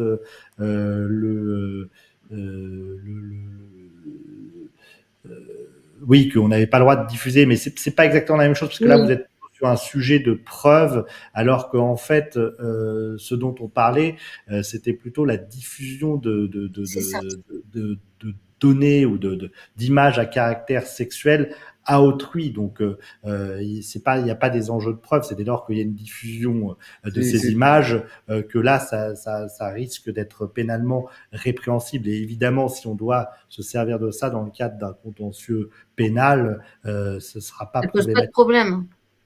Il arrive assez souvent que les auteurs ne reculent que devant la loi et très souvent, donc nous dit Hélène, ces acteurs ont des troubles de personnalité d'ordre narcissique ou borderline. Oui, c'est effectivement très possible. J'ai l'impression d'ailleurs que la personne qu'on a bannie précédemment, c'était peut-être dans ce cas présent. Le manque d'outils, nous dit Marie-Solange, adaptés et de moyens suffisants en matière pénale pour désarmer les auteurs de violences et envisager des mesures de soins empêche la prévention. Oui, effectivement, mais je pense que la prévention, c'est peut-être pas la matière pénale qui la donne, c'est plutôt le travail qu'on fait tous ensemble ce soir. Voilà, malheureusement, effectivement, ou heureusement aussi, on est dans un état de droit et donc le pénal fonctionne d'une certaine manière où en fait il faut des preuves pour condamner une personne. Mais en amont de ça, il y a justement c'est exactement le même sujet sur les violences sexuelles, le consentement, etc. Il y a tout un message de prévention à faire avec l'explication de comportement, etc. Et ça, je dirais, tout est bon pour diffuser des messages voilà, d'éducation. Et avant le pénal, il y a beaucoup de choses à faire, bien sûr. C'est surtout que quand c'est au pénal, c'est trop tard. Quand on est au pénal, c'est qu'il y a une poursuite qui a été engagée. Donc, du coup, la prévention, on ne peut pas la faire. Bien sûr, bien sûr. On est déjà sur des comportements totalement déviants. Exactement. Donc, voilà. Une gardienne de prison formée à la médiation m'avait informé de l'existence d'une circulaire du garde des Sceaux pour mise en œuvre de la médiation dans les prisons, ce que j'ignorais. Voilà, ok. Alors, les médecins complices de l'auteur de violence risquent quoi? S'ils sont complices, ils risquent les mêmes peines par nature. J'ai pas entendu la question. Les médecins complices de l'auteur de violence risquent quoi? Il y avait l'histoire de la mise en œuvre de médiation dans les prisons. Mais ça, c'est quoi? C'est la justice restaurative, peut-être. Peut-être, ouais, effectivement, mais peut-être les questions de justice restaurative, c'est-à-dire de remise en contact, en fait, de l'auteur, avec des victimes. Effectivement, je pense que ça peut être assez intéressant, d'ailleurs. Mais on est au tout début. en France, hein, alors que ça existe beaucoup au Québec. Voilà. Bah, il y a eu un film d'ailleurs là-dessus. Tout à fait. Les ne verrai médecins jamais vos complices de visages. l'auteur de. C'était. Je ne verrai jamais. Je verrai dans vos yeux, je Non, n'oublierai. je verrai toujours vos visages. Voilà, je verrai toujours vos visages. Il faut que je le voie d'ailleurs. Moi aussi, moi aussi. Les médecins complices de l'auteur de violence risquent quoi? Bah, comme je le disais, les médecins complices, Bah, le ça problème, dépend, ça dépend ce qu'on entend par complice. C'est compliqué là cette notion de complicité des Si médecins. c'est en fait qu'ils n'ont pas attesté via un certificat médical, ou alors si ou c'est qu'ils ont attesté, dans le sens inverse, qu'ils ont attesté alors qu'il n'y avait pas. Maintenant, il y a aussi la confidentialité entre médecins et patients, donc c'est compliqué. Compliqué là. Voilà. Oui, tout à fait, tout à fait. Mais ça Après, arrive, hein, malheureusement, ça arrive. Des médecins qui, connaissant la famille depuis longtemps, suivant la famille depuis longtemps, rentrent dans une problématique de violence conjugale en défendant l'un ou l'autre des partenaires. Et ça, c'est une vraie catastrophe. et là, dans ce cas-là, j'ai tendance à penser qu'il faut peut-être envisager d'aller voir un autre médecin. Ah bah oui. Voilà, si à un moment donné, on Ah souhaite oui. avoir un certificat médical relatif aux violences. Tout à fait, ceux qui ont des troubles de personnalité Alors ça, c'est transmettent Hélène. d'une manière ou d'une autre, de génération en génération, ces troubles, c'est que le déni domine avec le refus de faire un travail thérapeutique. Presque toujours, on découvre en tout début d'une relation des petits comportements étranges. Par exemple, l'acteur ayant la peur d'abandon va suivre sa compagne jusqu'à la porte de la salle de bain ou des toilettes pour s'assurer qu'elle ne lui échappe pas. C'est un comportement d'un enfant de 3 ans. Oui, mais alors, si on parle des profils des auteurs, parce que tout à l'heure, il y avait déjà une question aussi sur les pathologies psychiatriques ou les pervers. Il faut savoir que 10%, hein, donc 10% sont réputés extrêmement dangereux, très au-dessus de la loi. C'est-à-dire la loi, c'est eux, hein, c'est-à-dire ils sont dieux, hein, c'est pas compliqué. C'est beaucoup de personnes au niveau de la description, c'est des personnes en fait qui sont soit très CSP+, désolé, avocats, magistrats, architectes, commissaires de police, voilà, ou alors des ratés qui pensent qu'ils sont des génies, mais que on les a pas compris en vérité.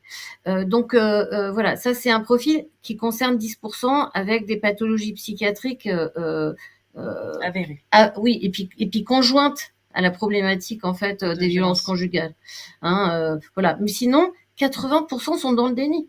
Donc, je dis ça pour la réflexion en fait hein, de la personne qui dit que on peut pas soigner. Non, je suis d'accord avec vous. On peut pas parce que pour ça, il faudrait accepter en fait d'être voilà. Il faudrait accepter qu'on est violent et du coup le retravailler de manière sainement. Par contre, je peux pas répondre sur la question de la reconduction des perversités parce que bon. Ça se vérifie pas toujours, mais ça se vérifie souvent. Voilà. On va continuer juste pour finir. Alors,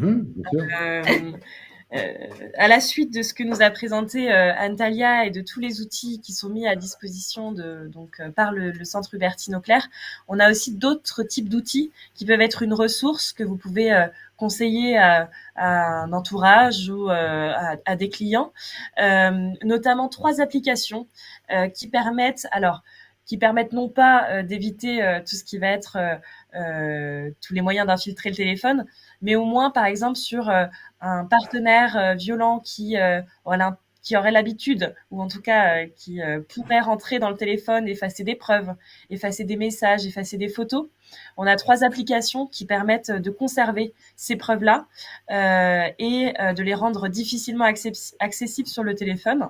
On a d'abord Mes mots de vie, qui est une application, donc ces applications sont gratuites, hein, bien évidemment, qui est Mes mots de vie. Donc pour la première, qui est un jour, donc il y a 4 possibilités. Donc il y a un journal qui permet donc à la personne d'écrire quotidiennement comment elle se sent, qu'est-ce qui s'est passé, est-ce qu'il y a eu des événements, des violences, de les écrire. Donc ça lui permet aussi de préparer son récit de plainte. S'il y a un dépôt de plainte, de faire ce travail de rédaction, ça permet aussi d'avoir des plaintes qui sont plus circonstanciés, avec plus de détails, des dates, des témoins. Voilà. On a aussi des espaces de stockage sécurisés. Quand on a justement un dépôt de plainte ou un certificat médical ou des photos malheureusement de coups parfois, en tout cas d'échymoses ou de choses comme ça, ça permet de les stocker, de les mettre en sécurité, de sorte que l'auteur qui voudrait rentrer dans le téléphone ne pourrait pas avoir accès à ces documents. On a aussi des ressources qui sont disponibles. Ça va être des fiches pratiques avec des adresses ou des conseils, des recommandations, ou encore des contacts utiles, comme celui de la police, le 17, le 114, donc la police par SMS, qui peuvent être très utiles. De la même manière, on a EOP, qui est une autre application qui permet à la victime de garder, de capturer, de faire des photos des violences, de produire des preuves qui seront recevables et de mettre ces preuves à disposition d'une éventuelle procédure. Et enfin, Digipost, qui à la base n'a pas cette volonté-là, en tout cas qui sert à stocker des documents administratifs, mais qui peut servir notamment lorsqu'il y a soustraction de documents. Ça permet de conserver les documents sur un téléphone. C'est un coffre-fort numérique. Hein. Digipost, c'est un coffre-fort numérique. Voilà. Alors, maintenant, on va vous parler plutôt pour les personnes sur Paris et alentours. Donc nous, droit d'urgence, on a un groupe d'avocats et d'avocates sur notre pôle violence conjugale qu'on a créé en 2019. Donc c'est un groupe d'avocates pour le moment. Ouais, parce qu'il y a que des avocates pour le moment. Mais les avocats sont bienvenus. Hein. Je dis ça, je dis rien. Ça, je dis rien, Henri. C'est pas totalement notre spécialité, malheureusement. Ça peut le devenir. Donc, qui sont spécialisés sur la question des violences conjugales. Donc, c'est des avocates pour le moment formées. On se réunit à peu près tous les 3 mois pour débriefer donc de situations qu'elles pourraient avoir rencontrées avec nous, que l'on suit ensemble, et éventuellement d'élaborer des stratégies juridiques, donc toujours en collaboration étroite. Lors de ces rencontres, on échange sur aussi les dysfonctionnements éventuels, ce qu'on remarque dans les tribunaux ou même dans les administrations, les institutions, et sur les nouvelles pratiques professionnelles. S'il y a par exemple une circulaire qui vient de sortir ou des choses comme ça permet aussi de débriefer et de se mettre à jour du droit et de pratique, parce que parfois elles ont une spécialité qu'on n'a pas ou que les autres n'ont pas. Donc voilà, c'est un peu un temps d'échange assez chouette. Ça concerne souvent, ce groupe, il concerne souvent des avocates qui sont plutôt isolées. C'est souvent des avocats qui ne sont pas dans des cabinets où il y a beaucoup de confrères et de consoeurs, ce qui fait que, que du coup, elles retrouvent une certaine... Tout à fait. On se soutient. C'est ça. On se soutient et puis on essaie de prendre les bonnes pratiques. Donc, en parallèle, je dirais même... pour permettre tout ça, à côté, on a des permanences juridiques. Donc, c'est ce qu'on vous expliquait au début. On intervient dans l'accompagnement et le suivi des victimes de violences conjugales. Actuellement, droit d'urgence a au total 5 permanences. 4 ou 5, je sais plus. 5. 5 permanences, donc dédiées aux victimes de violences conjugales. On en a une dans le 13e. Donc, une permanence juridique, c'est un endroit où une juriste de l'association, parce que pour l'instant nous sommes que des femmes sur le pôle violence conjugale.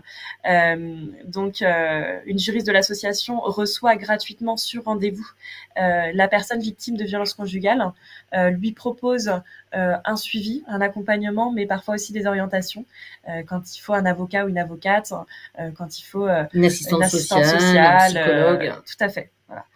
Donc on a une permanence donc dans le 13e arrondissement, au point d'accès au droit du 13e arrondissement. C'est 33 boulevard Kellerman. Il y a une petite coquille puisqu'il y a un échange entre la permanence du 18e et du 13e, mais c'est pas grave. Mais non. Ah oui, non, pardon, j'ai mal lu. Autant pour moi. Non, il n'y a pas de coquille. J'avais mal lu, autant pour moi. Donc effectivement, le mercredi après-midi au point d'accès au droit du 13e arrondissement. Dans le 18e, c'est les vendredis matins à la mairie du 18e, donc 1 place Jules Geoffrin. Pour le pôle, enfin, pour moi notamment, c'est les mardis toute la journée. Mais au point d'accès au droit du 20e arrondissement, qui est un point d'accès au droit qui est spécialisé dans l'accompagnement et dans l'accueil des familles, enfin, des victimes de violences conjugales. Voilà, faut pas hésiter à prendre contact avec nous si vous avez besoin de. On va vous laisser nos coordonnées à la fin. Si vous avez besoin d'orienter des personnes sur Paris, Paris et Petite Couronne, et aussi si vous souhaitez orienter directement des personnes vers ces points d'accès au droit et la mairie du 18e, voilà, faut pas hésiter à les orienter directement sur place. On a aussi, le barreau de Paris a mis aussi en place des permanences juridiques d'avocats qui sont formés aux problématiques de violences conjugales, donc qui sont spécialisés dans ce domaine-là, et qui permettent la prise en charge des victimes dans le cadre de l'aide juridictionnelle ou de dossiers payants, de paiement d'honoraires. Donc ces permanences, elles sont avec ou sans rendez-vous. Les mardis et jeudis après-midi. Donc vous pouvez vous retrouver le téléphone pour éventuellement prendre rendez-vous à cette permanence-là si vous souhaitez orienter des personnes pour qu'elles rencontrent un avocat. Et enfin, sur les permanences, on a aussi les permanences du barreau de Paris, donc avec du barreau de Paris Solidarité. Là, c'est sans rendez-vous, avec ou sans rendez-vous, mais voilà, l'idée c'est un petit peu de gérer les urgences si par exemple il n'y a plus de disponibilité sur rendez-vous. Donc c'est un bus qui accueille donc avec des avocats qui accueillent les personnes donc qui se trouvent pour les victimes de violences conjugales dans le 20e porte de Vincennes un mercredi sur 2. Vous avez de nouveau les numéros pour prendre rendez-vous. Voilà.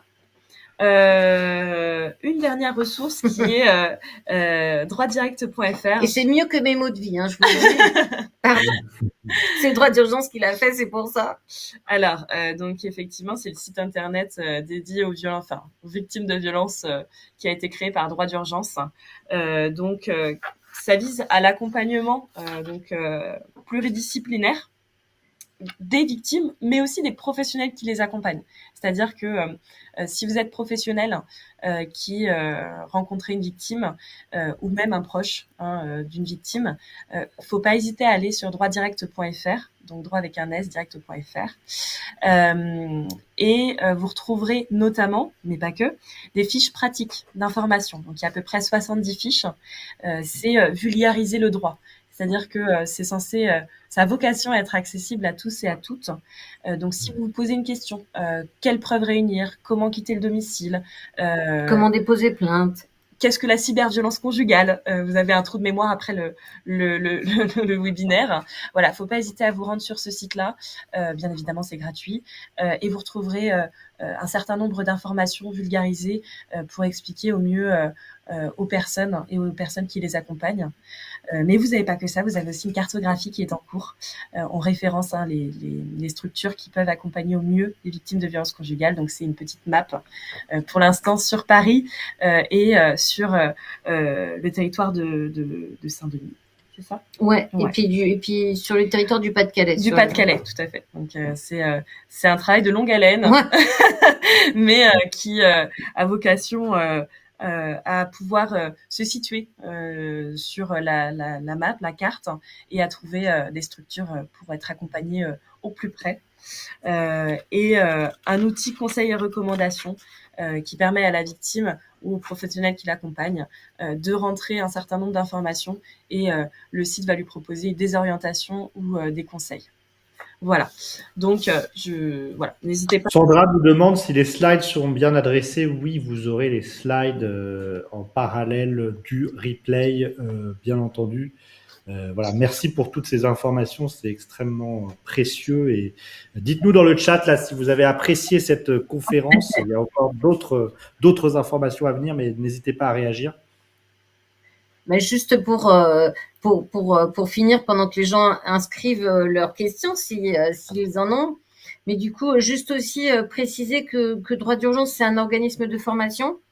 que du coup, on a dans le cadre de nos formations, en fait, on fait des modules de formation pratiques pensés sur mesure en fonction des besoins sur des problématiques juridiques. Bien sûr, il y a la lutte contre les violences conjugales, mais il y a aussi beaucoup le droit des étrangers, les droits des étrangers, pardon, le droit du logement ou le droit du travail. C'est notre voilà une partie de notre travail. L'organisme de formation en matière de violence conjugale en fait propose des modules sur le repérage, l'accueil et l'orientation des victimes, sur l'accompagnement pluridisciplinaire pour sortir des violences, avec des modules spécifiques sur le type de séjour, le logement et l'hébergement, les enfants, les cyberviolences conjugales. Donc vous avez là sur la slide le contact en fait de Marie-Estelle Calmette qui travaille avec nous évidemment, parce que c'est la responsable de l'organisme de formation et en fait à droit d'urgence en fait on a des modules bien sûr et des propositions qu'on peut vous faire, mais surtout on s'adapte en fonction de vos besoins. Donc on fait des formations de 2 heures en entreprise. Des fois, ça peut être 2 fois 2 heures, ça peut être sur le repas du déjeuner, ça peut être en fin d'après-midi. C'est normalement aussi, ça peut être aussi des demi-journées, des journées entières, ça peut être sur 2 jours. Ça dépend vraiment des besoins en fait qu'il y a. Là, petit mot pour les entreprises. Je pense que c'est vraiment important qu'en entreprise on se mette à la détection des violences conjugales auprès de ses salariés. C'est vraiment un accès très important que Droit d'urgence veut développer pour que les salariés aussi soient accompagnés dans le cadre de leur travail par des employeurs en fait qui ont connaissance. En tout cas, une connaissance à minima des violences conjugales, de ce que c'est et de comment on les oriente. Très bien. Merci en tout cas. Voilà, vos coordonnées aussi, voilà. très important. Si vous avez la moindre question, n'hésitez pas à contacter Anne-Thalia qui saura vous orienter et vous répondre. Je vois que Sandra Bonfils-Filaine, je pense que c'est peut-être une consoeur, nous dit si vous avez besoin de 109 et motivé, je me tiens à votre disposition. Super, c'est bien. En tout cas, merci beaucoup, excellente formation Sandra, oui top, Lisa, Lilia, merci beaucoup, c'était très intéressant. Alexandra, merci beaucoup pour cette conférence de qualité, je trouve cela très intéressant. Sophie, j'ai aimé, très instructif. Merci à tous ceux qui commentaient. Merci à vous Sophie, Phil, oui, même si gros souci d'internet. Merci pour ce webinaire très très utile. Vous aurez le replay. Bravo à InfoLawyers pour ce partage, nous dit Alexandra, il est 1% reversé à cette noble cause. Oui, nous sommes effectivement très fiers de ça et très fiers de ce magnifique webinaire que vous nous offrez là et que nous proposons du coup à toute notre audience. Voilà, conférence appréciée. Merci à vous Valérie. François, merci beaucoup pour ce webinaire qui m'a permis d'apprendre beaucoup de choses. Merci pour cette information enrichissante. Merci beaucoup pour toutes ces informations. Merci à tous, Nathalie. Merci infiniment en tout cas. Et je crois qu'il y avait peut-être une ou deux questions dans le chat. Oui, tout à fait. D'ordre juridique. Isabelle Ross, merci, c'était top. Merci à vous Isabelle. Un petit peu après. Quelques questions. Un partenaire malveillant va utiliser son compte épargne salariale pour y mettre un maximum d'argent, car ce n'est pas pris en compte en cas de divorce. Aussi, chaque femme a intérêt de garder son nom de jeune fille au travail. Pour avoir un compte bancaire sur son nom de jeune fille aidera aussi. Effectivement, l'indépendance financière reste un bon conseil. Très bonne idée. Une autre formation sur les violences économiques. Le secret professionnel opposé par le médecin chargé de du suivi de l'agresseur sous contrôle judiciaire à son propre avocat et en l'absence de toute collaboration pourrait exposer la victime à un nouveau risque sans possibilité de son évaluation, soit par son propre avocat, soit par un centre social intervenant pour la mise en œuvre d'un droit de visite du père. D'accord, je comprends un peu la problématique, Marie-Solange, mais j'imagine qu'il y a quand même dans les suivis de ce type-là une expertise par des psys neutres, entre guillemets, qui ne sont pas forcément le médecin. Mais c'est vrai que le médecin, dans ce cas-là, est quand même soumis si c'est le médecin la personne en question, mais il faut qu'il y ait des expertises neutres aussi régulières, quoi. Alors, il y avait aussi une question de Phil. Ah oui, peut-on reproduire librement le librement violentomètre Ou est-il sous copyright? Est-il sous copyright? Alors, Non. je vois qu'il est distribué, j'ai regardé. Bah, vous avez peut-être la réponse, mais Vous pouvez le distribuer, le prendre, le... mettre sur votre Non, site internet, absolument. Hein, le c'est diffuser ça au doit monde. être Il est même diffusé par, je vois, par le service public. Donc, tout à j'ai fait. regardé justement. Donc, Non, non, diffusez-le sur absolument, votre chaîne YouTube avec de nombreux abonnés sur votre site internet. absolument. Diffusez. Plus il y aura de diffusion, et plus il y aura d'informations, et plus il y aura d'informations, et plus voilà, plus Exactement. voilà. On endiguera les violences. Voilà, je pense qu'on a fait le tour des questions qui étaient posées. S'il y en a d'autres, n'hésitez pas. C'est maintenant qu'il faut éventuellement poser vos dernières questions. Et si vous n'en avez pas, Et Emma et Antalya, c'était du coup la première fois que vous intervenez sur quelque chose en ligne comme ça, ou vous avez déjà... Alors, on fait des violences, on fait des violences. On fait des formations en webinaire, hein, ça nous arrive, mais c'est vrai que c'est la première fois qu'on faisait sur les cyberviolences conjugales. Hein, donc voilà. Mais non, ça nous arrive parce que on intervient souvent au milieu voilà, avec plusieurs partenaires. Hein, ça nous arrive de participer, voilà. Voilà. Puis ça nous arrive. Maintenant, en ce moment et depuis quelque temps, on essaye en tout cas d'être en présentiel autant que possible. Mais quand il y a des grandes assemblées, bah, le webinaire, c'est super. Super. Parce que Exactement. Et puis voilà, ça voilà, peut effectivement concerner certains d'entre vous, même qui n'ont pas pris la parole ce soir. Voilà, en tout cas, et ça peut aussi être partagé à d'autres personnes. Donc voilà, n'hésitez pas. Merci infiniment. Je pense qu'on va peut-être clôturer ce live. Merci Emma et merci Antalya. pour toutes ces informations. merci à Followers aussi. Ouais, merci à Followers et merci à Avec vous. grand plaisir.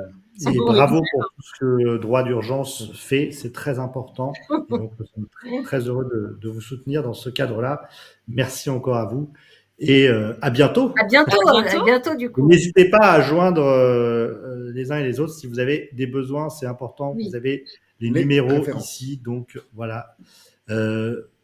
Émilie nous dit, vous comptez avoir un autre webinaire?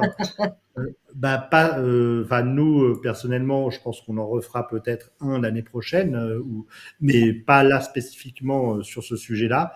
En tout cas, n'hésitez pas à joindre Antalya ou l'organisme de formation si vous souhaitez mettre en place ça. Si vous avez une difficulté aussi, je pense que Antalya, Absolument. vous me confirmez que si quelqu'un a une difficulté ce soir, il peut vous joindre. Nous appeler, on a laissé toutes les coordonnées pour ça. Voilà, donc c'est très important, c'est ce que vient de vous dire Antalya aussi, si vous vous sentez en difficulté, etc., n'hésitez pas à prendre contact avec elle. Voilà, le travail que vous faites est remarquable, bravo. Merci beaucoup, nous dit Dinel. Oui, n'hésitez pas à me contacter. Sandra. Vraiment. Sandra, Sandra, n'hésitez pas à contacter Antalya. Et du aussi. coup, on va reprendre ces coordonnées. On n'a pas votre 06, Non. et puis je crois pas que vous pouvez le mettre sur... Donc voilà. Elle peut m'envoyer un petit message. Comme ça, j'aurai ses coordonnées. Voilà. Parfait. Un petit mail de préférence. Oui. Un petit mail. Hein? Voilà. Merci à Hélène, bonne continuation à vous tous. Bravo, droit d'urgence et TLMR. Merci beaucoup Hélène, merci beaucoup Émilie, merci à toute l'équipe. Merci à tous. Merci à tous pour votre participation. Merci et bonne fin de soirée. Bonne fin de soirée. À bientôt. Au revoir.